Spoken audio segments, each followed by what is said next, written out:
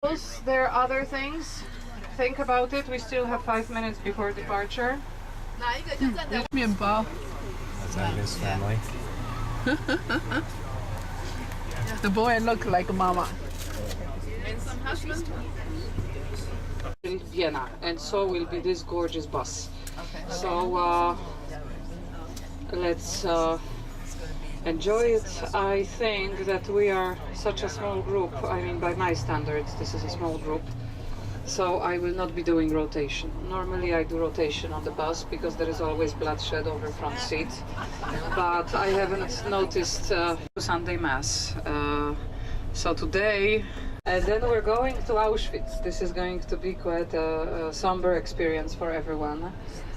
This is the largest of Hitler's death camps. We are going to visit Auschwitz-Birkenau camp. That takes a good 3 hours. And after that we drive to Krakow. Baggage goes unnoticed. Give us this day divine guidance in selection of hotels. We pray that the planes work, that the operators speak our tongue, and that there is no mail waiting from our children, which would force us to cancel the rest of our trip. Lead us to good, inexpensive restaurants where wine is included in the price of the meal. Give us the wisdom to tip correctly in currencies we do not understand. Make the natives love us for what we are and not for what we can contribute to their worldly goods. Grant us the strength to visit the museums, the cathedrals, the places mentioned by our guide, and if perchance we skip a historic monument to take a nap after lunch, have mercy on us, for our flesh is weak. Dear God, protect our wives from bargains they don't need or can't afford. Lead them not into temptation, for they know not what they do. Almighty Father, keep our husbands from looking at foreign women and comparing them to us. Save them from making fools of themselves in nightclubs. Above all, please do not forgive them their trespasses, for they know exactly what they do. And when our voyage is over, grant us the favor of finding someone who will look at our home movies and listen to our stories, so that our lives as travelers will not have been in vain. This we ask you in the name of Grand Circle Travelers.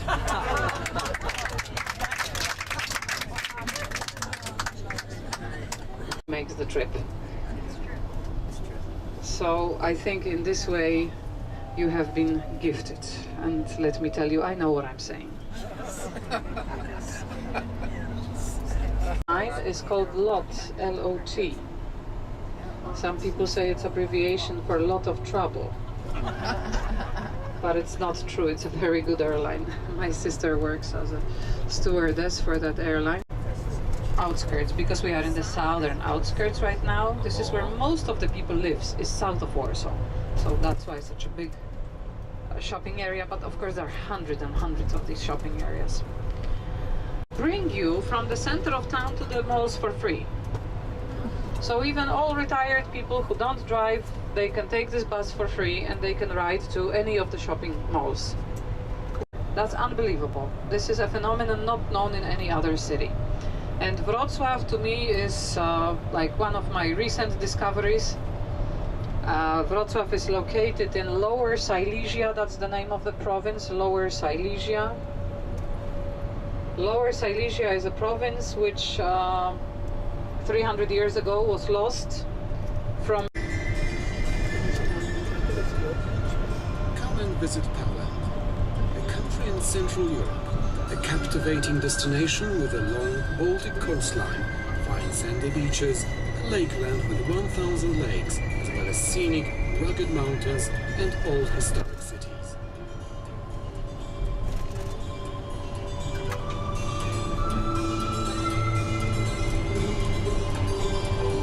City of Gdańsk.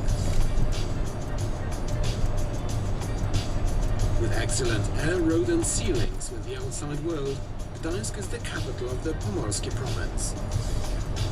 Together with the seaside resort of Sopot and the city of Gdynia, it forms one sprawling urban area. This is where the story of solidarity began. Jestem gdańszczaninem, tu wychowuję dzieci. Gdańsk is one of Poland's most fascinating places. The perfect place to practice route, including being Długi Street. The Neptune Fountain is the symbol of Gdańsk. Dwór is the place where the city's patricians used to meet around the world's biggest stove covered with tiles. This is where royalty were received. Today's interiors feature an unique organ and an equally rare 15th century astronomical clock.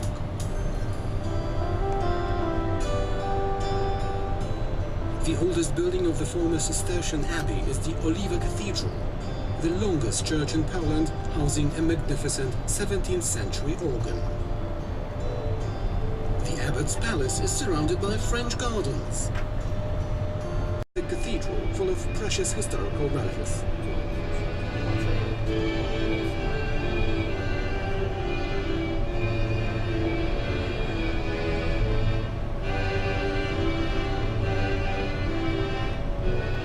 The adjacent Golden Chapel houses the graves and the monument to Poland's first historic rulers, Wenceslas I and Bolesław the Brave.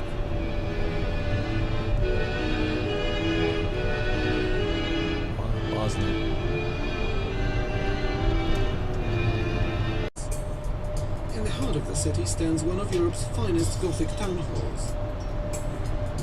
The unique charm of the Wrocław Old Town pulls in crowds of visitors from all over Europe. The Russians.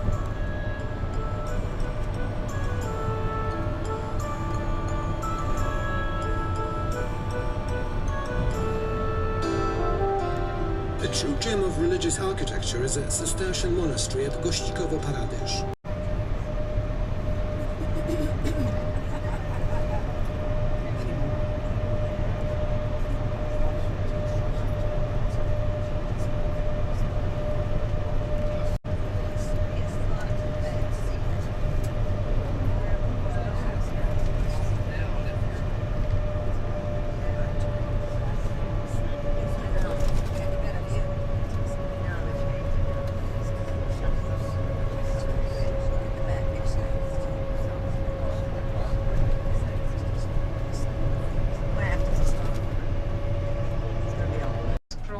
Serbians, all these nationalities have Slavic roots, which means they derive from Slavic tribes, which means all our languages are Slavic languages.